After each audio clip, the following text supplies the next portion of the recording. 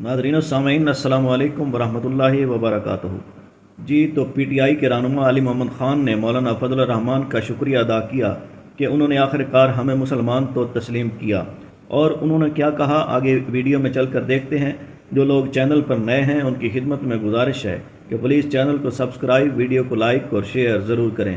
तो आइए चलते हैं अली मोहम्मद ख़ान साहब की गुफ्तगू सुनते हैं। ये दिल की दूरियां नहीं होनी चाहिए मौलाना साहब के साथ भी, जेआई के साथ भी, लेकिन ये कुर्बतें होती हुई नजर क्यों नहीं आ रही हैं? हालांकि वो आपके साथ खड़े हैं। जमात इस्लामी के अभी के अमीर जो हैं नईम साहब, हाफिज नईमुर रहमान, उनका मौकफ आपको याद है? वो जीत कर भी जो है वो सीट नहीं लेना चाह रहे थे। मौलाना साहब ने बड़े वाज़ेह तौर पर कहा है कि पीटीआई का मौकफ सही है, लेकिन फिर भी कोई इत्तेहाद होता हुआ नहीं नजर आ रहा। वो क्यों? देखिए, इत्तेहाद की बात तो आपको असद कैसर साहब ज्यादा बताएंगे, क्योंकि वो उस डायलॉग में है। मैं इमरान खान के एक वर्कर या सिपाही के तौर पे इस बात पे बहुत खुश हूँ कि हमने तो चलो उनको जो एक गलत नाम हमारे कुछ लोग लेते थे, हमारे स्टेज से आता था, उससे तो हमने पीछे हटे। इंशाल्लाह कभी वो मौलाना साहब के बारे में हमारे स्टेज से कभी नहीं होगा। जब तक मैं स्टेज पे मैं किसी को नहीं बोलने दूंगा, और खान साहब ने भी मना किया है। लेकिन खुशी की बात यह है कि बड़े अरसे बाद मौलाना साहब ने हमें मुसलमान तस्लीम कर लिया। और ये जो बात उनकी तरफ से आई कि इमरान खान साहब को जो यहूदी एजेंट कहा जाता था, वो एक सियासी बयान था। तो चलें, इतना अरसा उन्होंने ये बात, मैं इसमें खुश हूं कि चलो हम आखिर को मुसलमान तो तस्लीम कर लिए गए। बाकी जो मजाकरात हैं, मैं आई एम होपफुल कि इंशाल्लाह असद कैसर साहब कामयाब होंगे, और जो वो एक अलायंस बनाना चाह रहे हैं मौलाना साहब के साथ, तो मौलाना साहब इस बार सही लोगों के साथ अलायंस बनाएंगे। क्योंकि जिनके साथ वो खड़े थे उन्होंने तो बीच राह छोड़ दिया ना मौलाना साहब। पीडीएम के सरबराह थे ना, आपने बीच राह की बात की है। कोई ना कोई तरीका निकल आएगा, in other words that's what you saying. लेकिन एक और जो बीच राह वाली चीज है वो नहीं, मैं कह रहा था बीच राह उन्होंने छोड़ दिया था पीडीएम के सरबराह को, जिन्होंने रिजीम चेंज को लीड किया था, उनको बीच में छोड़ के खुद हुकूमतों में बैठ गए। आई अंडरस्टैंड, लेकिन एक कुछ शख्सियात हैं जिन्होंने पीटीआई को बीच राह में नहीं छोड़ा, और उसमें से परवेज इलाही साहब एक बड़ी इंपॉर्टेंट शख्सियत हैं, और उन्होंने जेल लोग की सोबतें भी काटी हैं इस उम्र के अंदर भी, और अब वो रिहा हो गए हैं। और इसके साथ ही रूपोश रहनुमाओं को बाहर निकलने का जो ऑर्डर है वो भी आ गया है पाकिस्तान तहरीक इंसाफ के बानी की तरफ से। अब मुझे बताइएगा क्या इरादा है पीटीआई का इस सारी सूरत हाल में? देखें, अगर मेरे से पूछे ना, तो ये तो चलो खान साहब ने मना किया हुआ था बहुत से लोगों को कि वो भी ना आए क्योंकि उनको इश्यूज थे।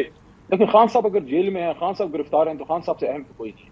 लेकिन फिर वो लीडर हैं, उन्होंने कुछ लोगों को मना किया था। परसों खान साहब से मुलाकात के दौरान उन्होंने मेरे सामने ही डायरेक्शन दी थी कि असलम इकबाल भाई और हमाद अजहर साहब दोनों को उन्होंने हिदायत दी हैं कि वो आएँ, और वो ज़ाहिर अपने लीडर के हुक्म पे पाबंद है। तो हमाद साहब भी आए हैं, और मे भी असलम इकबाल भाई भी, वो भी आ जाए सामने। अब मुराद सईद साहब का क्या है, उनको बहुत मेरे ख्याल में शायद थ्रेट्स अभी आई डोंट नो कि उनका क्या होता है। लेकिन हमाद साहब और असलम साहब आए हैं।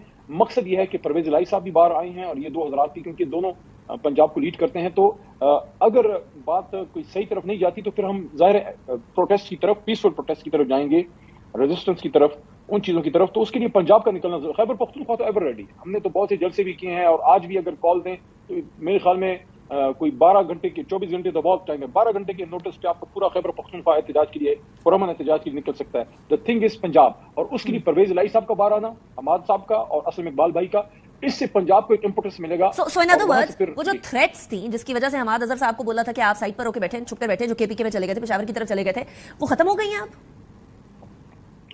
देखिए, थ्रेट्स तो बहरहाल रहती हैं, लेकिन मेरे ख्याल में चूंकि अब इतना कुछ हो गया है, और खान साहब भी इतना उन्होंने फेस किया है, तो शायद अब वक्त है। क्योंकि पंजाब को इस तरह तो हम नहीं छोड़ सकते। पाकिस्तान का सबसे बड़ा सूबा है आबादी के लिहाज से, और पॉलिटिकली पंजाब मूव करता है तो फिर एक पॉलिटिकल डायस्पोरा में एक चेंज आती है, एक चीजें हरकत में आती हैं। तो अगर पंजाब नहीं मूव करता, तो फिर आपको जो पॉलिटिकल एक मूवमेंट होती है, आपने अगर कोई जलसा करना है, कोई एजिटेशन करनी है, मैं दोबारा कह रहा हूँ पीसफुल, क्योंकि बहुत से लोग ये चाहते हैं कि वो दोबारा 9 मई करें ताकि तहरीक इंसाफ की जो है मंजी पूरी तरह ठोके। लेकिन इंशाल्लाह ऐसा नहीं होगा, उनकी सियासी मंजी इंशाल्लाह ठुक गई है। ये इंश्योर कैसे करेंगे, ये इंश्योर कैसे करेंगे कि पीसफुल हो? बिकॉज एक पास्ट रिकॉर्ड है, वो 9 मई वाला वाकया तो आप बता ही रहे हैं, उसको तो आप कंस्पिरेसी कहते हैं, लेकिन दूसरी तरफ आपको ही जिम्मेदार ठहराती है। उसके अलावा धरना, उससे पहले जो जलसे जुलूस होते रहे, हाउ विल यू इंश्योर इतने सारे लोग हो, पीसफुल जलसा हो या धरना हो या रैली हो, वट एवर इट इज, कैसे इंश्योर करेंगे? देखिए, मेरे ख्याल में आप पाकिस्तान की सियासत को काफी अर्से से कवर कर रही होंगी, लेकिन जिस जमाने में हमने वजीरिस्तान मार्च किया था, may be you were student of journalism at that time, लेकिन तहरीक इंसाफ वाहिद जमात है जिसने पाकिस्तान में पिछले 15 सालों में, पिछले 12-13 सालों में करोड़ों लोगों को और फैमिलीज को और एजुकेटेड क्लास को उनको निकाला है, पुरअमन तरीके से निकाला है, और कोई नुकसान नहीं हुआ। वजीरिस्तान मार्च जब हमें डराया जा रहा था कि खुदकुश बम्बार है, फलाना है, हम अमन के लिए निकले, और मेरी आंखों के सामने इमरान खान साहब ने, हमने वहां सफेद पख्ताएं और कबूतर उड़ाए। اور وہاں ہم نے ایک پیسفل میسج دیا. اس زمانے میں آپ کہہ رہے ہیں انشور کرتے ہیں کہ خطرہ. peaceful ہے. اس کے ساتھ ساتھ جب جوڈیشل موومنٹ تھی, وکلاء موومنٹ تھی, اس میں عمران خان صاحب ہماری تحریک نکلی, پھر سپریم کورٹ کے لیے ہم نکلے, اس کے بعد دھرنے میں ہم 126 دن بیٹھے, پاناما میں ہم نکلے, ہم نے لاہور میں جلسے کیے, کئی بار مینار پاکستان بھرا, ہم نے کراچی میں جلسے کیے, فیصل آباد میں کیے, ہم ہر جگہ کیے. ایک واقعہ کوئی نہیں بتا سکتا جب وائلنٹ ہوئے ہیں. 9 مئی وہ انصاف کے خلاف سازش تھی. Right, but it's still in the courts. لیکن علی محمد خان صاحب, اب کیونکہ آپ کو بہت ساری جگہ سے ریلیف مل رہا ہے, بہت ساری اچھی خبریں آ رہی ہیں, تو ایک خبر رات کی بھی تھی, سی ڈی اے نے سینٹرل سیکریٹریٹ پر جو ہے وہ نوٹسز دینے کے بعد, جو کہ نوٹسز سامنے بھی آ گئے ہیں, اعظم نذیر طاہر صاحب نے بھی آج کہا کہ 4 نوٹسز, ایک آپ کی حکومت میں ہوتے تھا اور ایک ابھی 10 مئی کو دیا گیا, اس کے بعد سی ڈی اے نے جو تجاوزات تھیں وہ ہٹا دی ہیں. آپ اس کو کیسے دیکھتے ہیں؟ دیکھیں, مجھے نہیں پتا آپ نے کبھی شطرنج کھیلی ہے کہ نہیں, لیکن پیادے کو نہیں پتا ہوتا کہ پیچھے ذہن میں کیا چل رہا ہے. یہ کل جو ہوا ہے یہ تو ہونا ہی تھا. جب اتنے مشکل حالات میں پولیٹیکل فورسز کی طرف سے مذاکرات کی بات چلی, اور میں نے قومی اسمبلی کے فلور پہ یہ کہا کہ اسپیکر صاحب آپ انشور کریں کہ پارلیمنٹ کے اندر سے ان مسائل کا حل نکلے, اور میں نے یہ نقطہ رکھا کہ خان صاحب اور اسیران کی رہائی, مینڈیٹ کی واپسی پہ کوئی عملی اقدامات لیں اور اس سے پھر مسائل کا حل نکالیں. ادھر سے رانا ثناء اللہ صاحب نے مذاکرات کی بات کی, ان کے عرفان